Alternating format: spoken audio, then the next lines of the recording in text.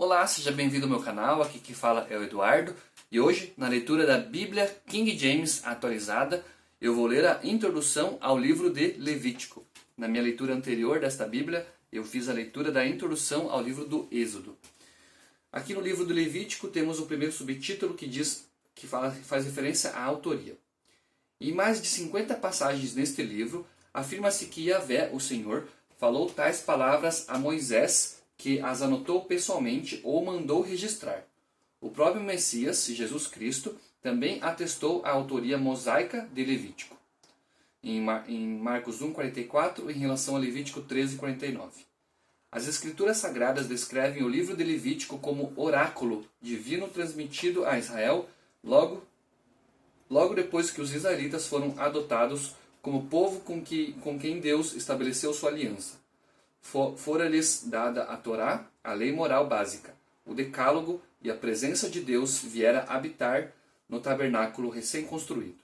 Logo em seguida foi concedido o livro de Levítico, de acordo com a promessa que o próprio Senhor havia feito, a fim de que servisse de palavra de orientação segura para louvor a Deus e para a vida diária em santidade. Contudo, sua legislação e eventos relatados cobrem apenas algumas poucas semanas vividas pelos israelitas naquela época, desde a edificação do tabernáculo por Moisés até a partida de Israel do Monte Sinai, menos de 2 meses mais tarde. Propósitos. O livro de Moisés, intitulado Levítico, recebeu seu nome em português derivado da Septuaginta, a mais antiga tradução grega do Antigo Testamento, e significa relativo aos levitas. Entretanto, seu título em hebraico original, Vaikra, ele convocou, é a primeira palavra do texto hebraico da obra e comunica o sentido de "e ele, Yahvé, chamou". Então, embora o livro de Levítico não trate exclusivamente dos deveres especiais dos levitas, recebe esse nome porque diz respeito, sobretudo, ao culto de adoração no tabernáculo, dirigido pelos sacerdotes, filhos de Arão, com a cooperação de muitos membros da tribo de Levi.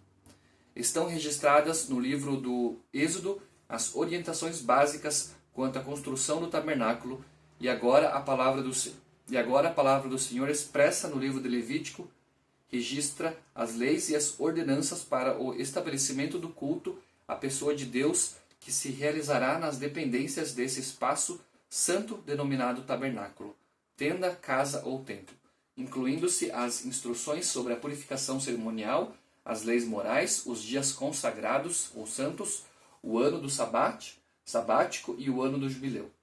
Essas leis foram outorgadas em sua maior parte no ano em que o povo de Israel estava acampado no Monte Sinai, quando Yahvé, o Senhor, deu ordens expressas a Moisés sobre como organizar a adoração, o governo e as forças militares de Israel.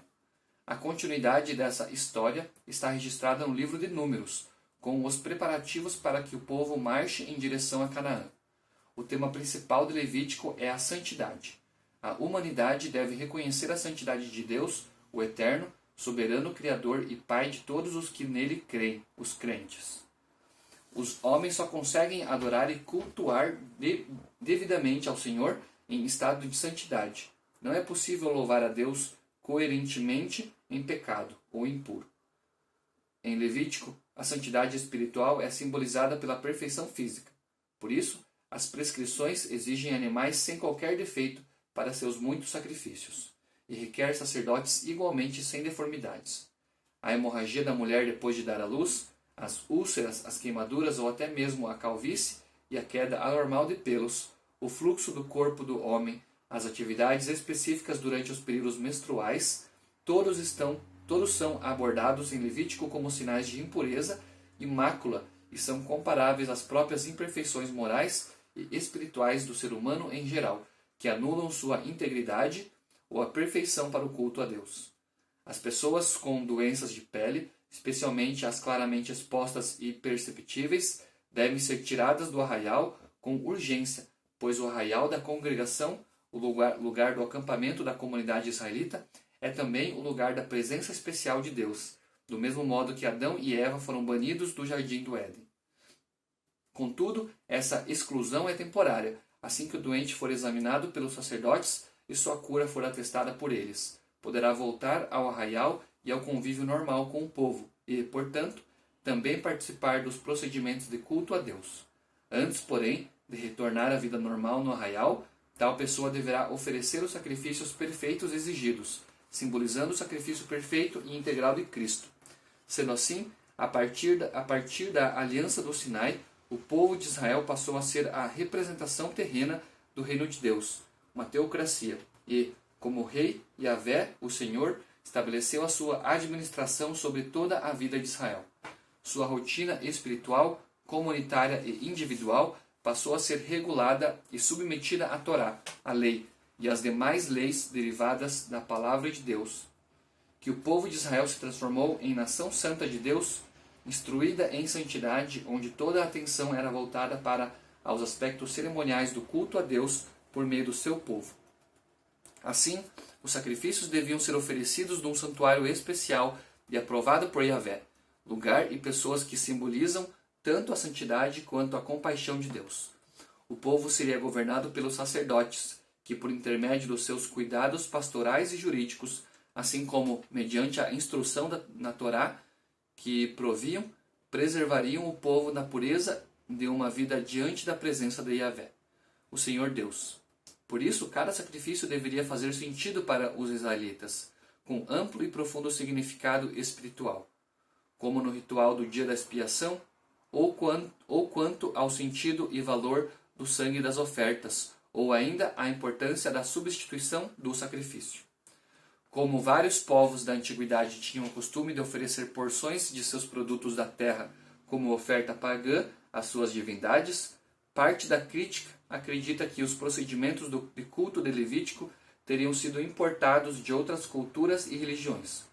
Contudo, a Bíblia é muito clara em asseverar que todas as ordenanças e sacrifícios determinados em Levítico são a expressa palavra de Deus comunicada a Moisés, e seu significado decorria totalmente do relacionamento pactual entre Yahvé, Deus, e seu povo Israel, ainda que, de fato, haja algumas semelhanças e coincidências nas atitudes práticas dos seguidores dos serviços religiosos.